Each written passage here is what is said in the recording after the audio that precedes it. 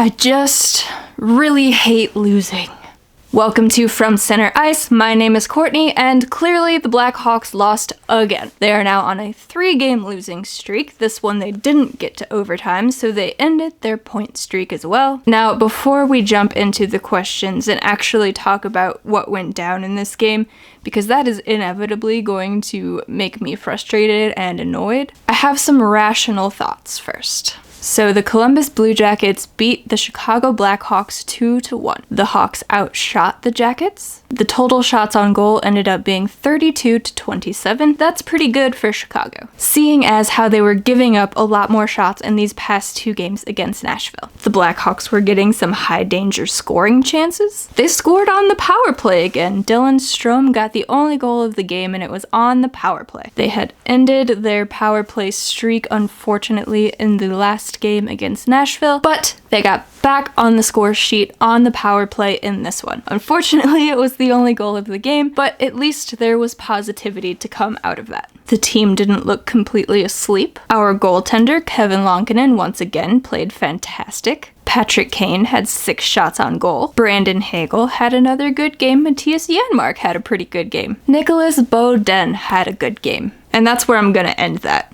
So, all of those rational thoughts aside, let's jump into talking about this game. The easiest way to do that is to go over the 3 questions that I had for this one, so here we go. Question number 1. Who wins the Battle of the Pest, Andrew Shaw or Max Domi? Neither. Neither of them really made an impact. I was definitely disappointed by that. Maybe we'll see it ramp up a little bit more in Sunday night's game, since these teams do play each other again, of course, since most Blackhawks games are series facing the same opponent, usually twice in a row. But with Max Domi only seeing a little over 12 minutes of ice time, the pest factor just wasn't really there. Maybe that would have made this game a little bit more exciting, especially in the first period, where there was a total of 7 shots between both teams. 4 for Chicago, 3 for Columbus. At least Chicago came out on top in that number. Question number 2. Can the Blackhawks finish this in regulation? They sure did! They lost 2-1 in regulation to the Columbus Blue Jackets because they could only score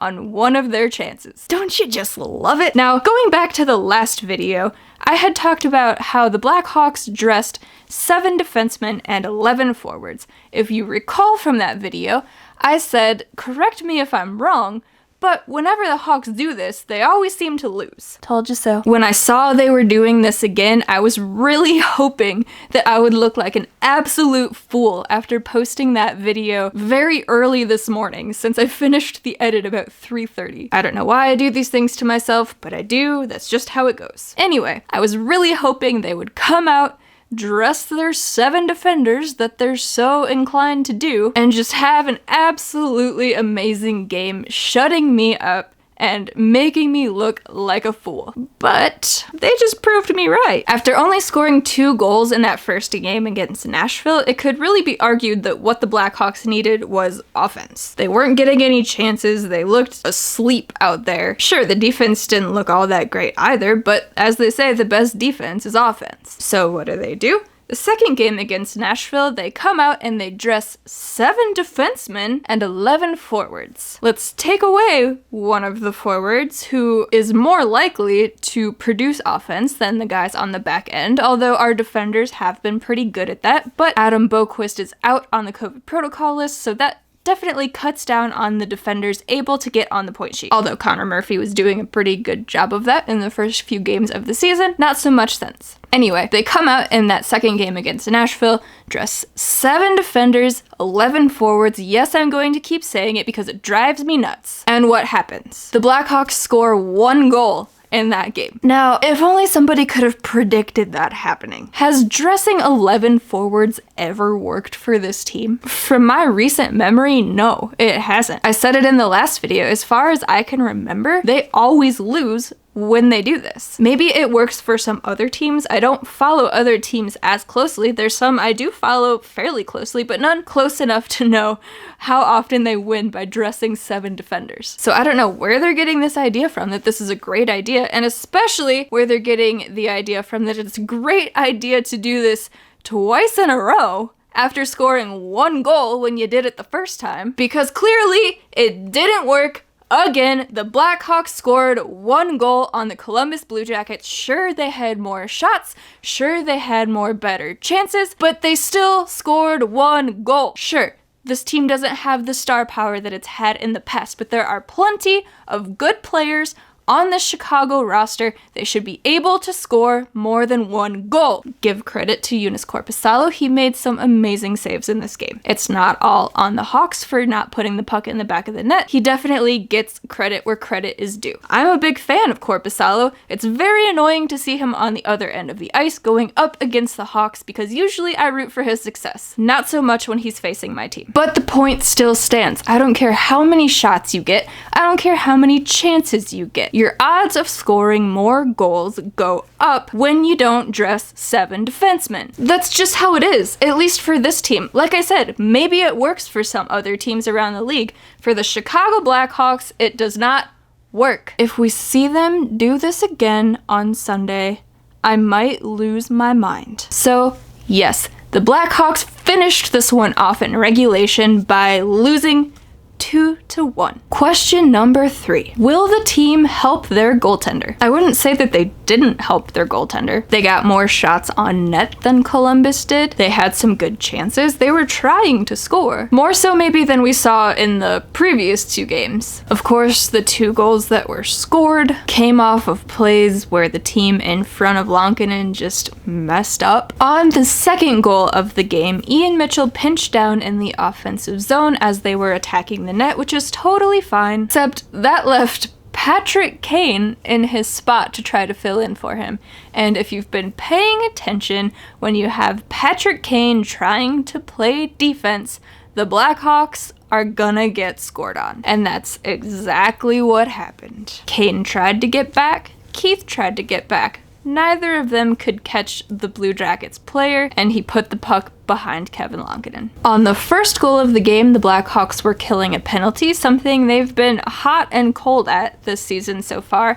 Either they are absolutely fantastic at it and they have a perfect game with a perfect penalty kill, or it's garbage. There hasn't really been much in between. So they were killing a penalty. Matthias Janmark, I believe he tips the pass, he gets a stick or gets a foot on it, something. He tries to get the puck out of the zone. David Kampf also heads toward the blue line, maybe thinking they were gonna get an odd man rush the other way. I don't really know what he was thinking. He probably should have stayed back and covered his spot. Because, and tell me if you've heard this before, the Blackhawks cannot clear the puck, and the opposing team keeps the puck in the zone, gets a shot at the net, the puck goes in the net behind our goaltender. I don't know what it is with this team. There's just some things that they consistently do poorly, and it somehow never seems to get fixed. Not being able to clear the zone is a big one of those. Probably very close to the top of that list. I'd say the one right below that is not being able to hold the zone. And here's what makes that so frustrating. So when the Hawks are in their defensive zone, they have one hell of a time getting the puck out.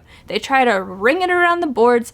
The defenseman or whoever is covering for him keeps the puck in at the blue line. They get a shot at the net or a nice passing play, usually goes in the net behind the Blackhawks goaltender. Now, when the Blackhawks are in the offensive zone and the defending team gets a stick on it or they get possession and they try to ring it around the boards, there's no Blackhawks player to be found and it just goes right out of the zone, all the way down and back behind our goaltender, so he either has to retrieve the puck or our defender has to go back around and get the puck before an attacking player does and just has a one-on-one with our goalie. So the Blackhawks can't clear the puck out of their own zone. Other teams have a very easy time keeping them from doing so, holding the blue line, getting the pucks on the boards when the Hawks try to rip it out. Yet when the Hawks are down attacking, they can't be bothered to try to stop the puck, or if they do try to stop it, it just hops right on over him and goes out of the zone. So what are they doing that is so different from every other team? Are they just really bad at trying to clear the puck so it's easy for the other teams to stop it? Or are they just exceptionally bad at keeping the puck in the attacking zone? Which one is it? It's gotta be one of the two. If you have an idea, let me know down below because I'm basically out of ideas at this point. This has been a problem for years with this team. Even going back to the cup winning years,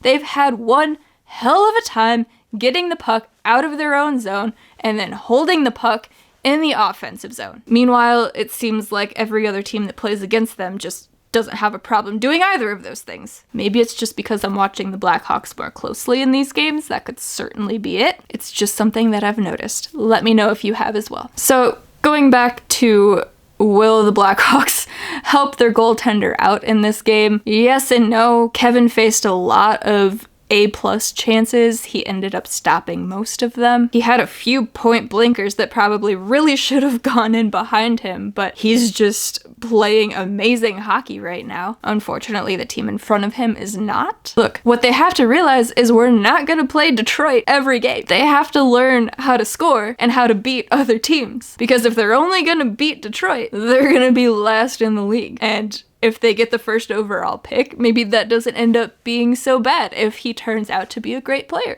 But that is beyond embarrassing, especially with how bad Detroit was last season. If that's the only team you can beat, that's really not saying a whole lot, especially considering that they've beat some other teams in this division already. So if they can do it, and the Hawks can't do it, but the Hawks can beat Detroit, I don't know what any of this means. I'm just trying to make it make sense, but it's hockey, it's the NHL. I know none of it makes sense, and yet I just keep trying. And maybe that's why I am sitting alone in my living room talking to a camera. It's mostly because I want to connect with you as you watch this, and I want to hear your opinions on this team as well, but also maybe deep down inside of me, I am just hoping that this piece of technology in front of me will give me some answers about this team and this league and this sport. I could have any amount of hockey knowledge in this brain, and I probably have way more than I will ever need in my entire life, but it still makes no sense. Sure, some things make sense. Most of it, especially when it comes to the NHL, just doesn't. So that was game number 1 against Columbus, game number 9 on the season, if you can believe that already. It feels like a lot more, probably because what we have gone through watching these 9 games. But it also doesn't feel like we should have played that many already. The season just started up this month. It's less than a month old. And yet I'm pretty sure I have already sprouted some new gray hairs because of this team. So let's try to put this one behind us and move forward to game number 2 against Columbus, game number 10 on the Blackhawks season. Here are my questions. Question 1, can we have a normal lineup? Please, can you just